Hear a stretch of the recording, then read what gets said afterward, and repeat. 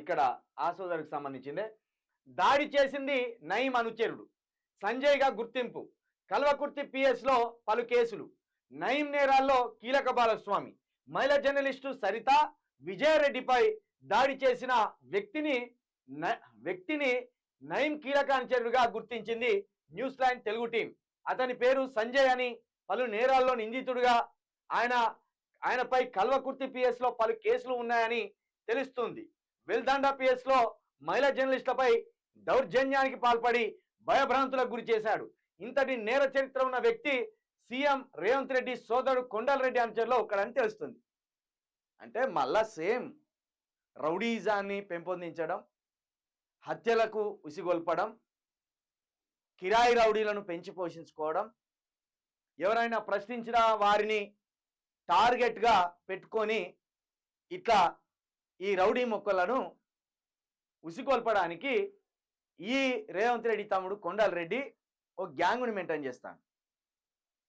నయీం ఆనవాళ్ళు లేకుండా కేసీఆర్ చేస్తే మళ్ళా నయీం అనుచరులలో కొందరిని తమ రాజకీయ స్వలాభం కోసం, తమ రాజకీయం చక్కగా నడవడానికి నయీం అనుచరులను ప్రోత్సహిస్తూ ఇట్లా దాడులకు ఉసిగొల్పుతాడు.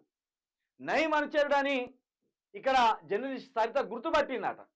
ఇగో ఇక్కడ ఫైల్ ఫోటో కూడా పెట్టిండు, ఇక్కడ ఆరో మార్కు కూడా వేసిండు. ఈయన నయీం అనుచరుడుగా సరిత గుర్తించి ఫిర్యాదు చేస్తే కూడా పట్టించుకున్న దాఖలాలు లేవు. మరి రేవంత్ రెడ్డి గారు ఈ నయీం అనేటోడు ఎవరో కాదు, చంద్రబాబు నాయుడు పెంచి పోషించిన ఒక పాము, ఒక మృగము. దీనిపై ఆనాడే గద్దర్ గర్జించిండు. మానవ రక్తం మరిగినవాడ నార చంద్రబాబు, నువ్వు మనిషి రూపంలో ఉన్న మృగానివిరా నార చంద్రబాబు, నయీము గారిని పెంచి పోషించింది నువ్వేరా నార చంద్రబాబు అని ఆ రోజు గద్దర్ అన్న పాట కైగొట్టి కూడా 1997-98 దశకంలోనే ఒక పాట పాడిండు. ఆయన స్మరణ సభలో ఈ పాటను ఇప్పుడు కాంగ్రెస్లోకి పోయి కాంగ్రెస్లో పదవుల కోసం ఆశిస్తున్న ఇదే మన బహుజన యుద్ధ నౌకని పెట్టిండు కదా ఒక ఆయనకు. ఆయన పేరు ఏం పేరు? ఆయన పేరు ఏపూరి సోమన్న. ఆయన వాడిని మొన్న గద్దర్ సభలో. మళ్ళా చంద్రబాబు నాయుడు శిష్యుడుగా చంద్రబాబు ఏమో నయీంకు వత్తాసు పలికి నయీంను పెంచి పోషిస్తే నయీము అనుచరులను, నయీము గుండాలను మళ్ళీ ఈ రేవంత్ రెడ్డి పెంచి పోషిస్తూ ఇట్లా జర్నలిస్టుల మీద దాడులు చేయమని ఉసిగొల్పుతాడు. దయచేసి రాష్ట్రంలో రౌడీజం అనేది లేకుండా కేసీఆర్ చేసిండు.